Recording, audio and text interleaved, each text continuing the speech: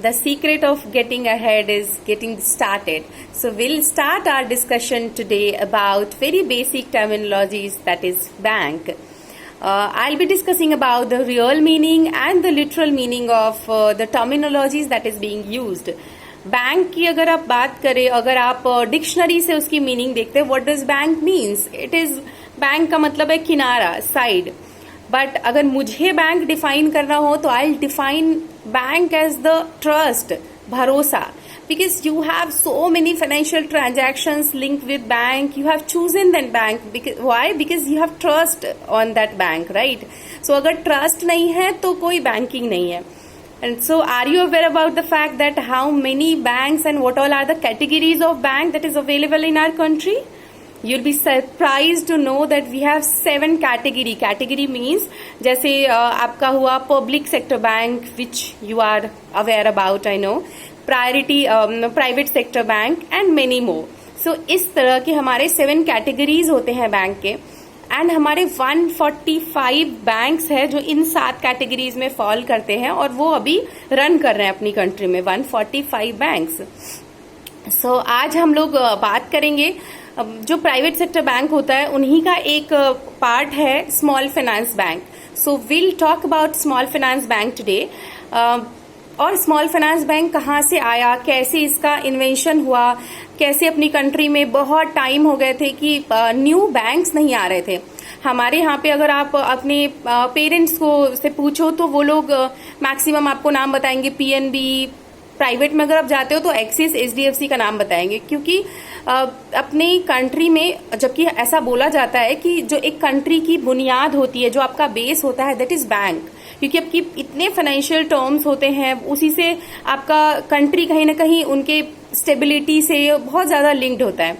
But बहुत time से इधर पे लाइसेंस नहीं मिल रहा था. नए चेंजेस आए गवर्नमेंट में एंड ऑल, तो उन्होंने कहीं ऐसा देखा कि फॉरेन में उनका जो ग्रोथ है वो कहीं ना कहीं इस वजह से भी है क्योंकि उनके बहुत सारे private sector banks and they are doing well, fantastic, fabulous in their the job assign to them. तो अभी अपने यहाँ पे 10 स्मॉल फाइनेंस बैंक को लाइसेंस मिला. और अगर उन 10 स्मॉल फाइनेंस बैंक की बात करते हैं, 2-3 का एग्जांपल लूंगी तो Jana small finance bank, Ujjivan small finance bank, Utkarsh, AU. So अभी आप लोगों में से बहुत सारे लोगों ने शायद कुछ नाम इनमें से सुने होंगे. शायद इसलिए सुना होगा क्योंकि ये जो रेट ऑफ इंटरेस्ट होता है इनका फिक्स डिपॉजिट पे, that is highest and at times 9% तक जाता है. तो क्या कभी आपने सोचने की कोशिश करी है कि ये 9% कैसे अफोर्ड कर पाते हैं, जबकि हमारे बहुत सारे पब्लिक सेक्टर बैंक्स है वो 6% और 6-7 के अराउंड रहते हैं, कभी कभी तो 5 पे भी. तो ये कैसे अफोर्ड कर पा रहे हैं to pay 9% rate of interest to us? Because जितने भी स्मॉल फाइनेंस बैंक बने हैं, many of them were in microfinance business prior to this and they are in microfinance business right now as well. So अगर आप public sector, अगर आप small finance bank की बात करते हैं तो आपको ये कभी कभी लगता होगा कि क्या डिफरेंस क्या है, क्यों इनका नाम स्मॉल फाइनेंस बैंक पड़ा. तो अगर आप हमारे आपके काम के अकॉर्डिंग अगर देखें, जो हमारे काम की चीज है उसमें ऐसा कुछ भी डिफरेंस नहीं है. बट अगर आप रियल डिफरेंस समझना चाहते हैं तो वो ये होता है कि स्मॉल फाइनेंस बैंक को एक लिमिटेशन है that 75% of their loan should go to priority sector. Priority sector क्या होता है? जैसे एग्रीकल्चर लोन हुआ या स्मॉल मीडियम एंटरप्राइज को जो हम लोन देते हैं वो चीजें हुई. तो आपका 75% कहीं ना कहीं उसमें जाना चाहिए. That is what micro finance is. इसीलिए वो लोग अभी भी बहुत एक्टिव है और उनका मेजर बिजनेस अभी भी माइक्रो फाइनेंस होता है, जो बहुत ही प्रॉफिटेबल बिजनेस है वो.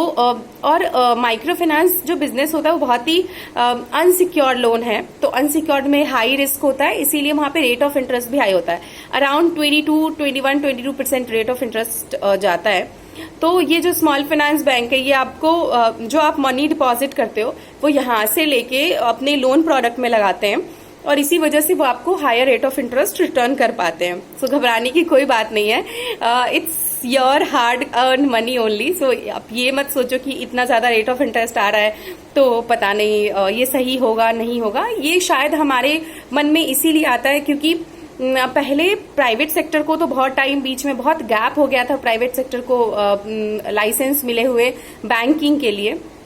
तो इसके पहले हो क्या रहा था कि कुछ छोटी छोटी कंपनीज थी जो ऐसे लोकल इलाकों में जाके अपना ब्रांचेस स्टैब्लिश करती थी और वो कुछ छोटे मोटे प्रोडक्ट प्रोवाइड करती थी कस्टमर्स को। तो कस्टमर ऐसा समझने लगे थे कि ये शायद प्राइवेट सेक्टर बैंक है। जैसे आपने सुना होगा सहारा।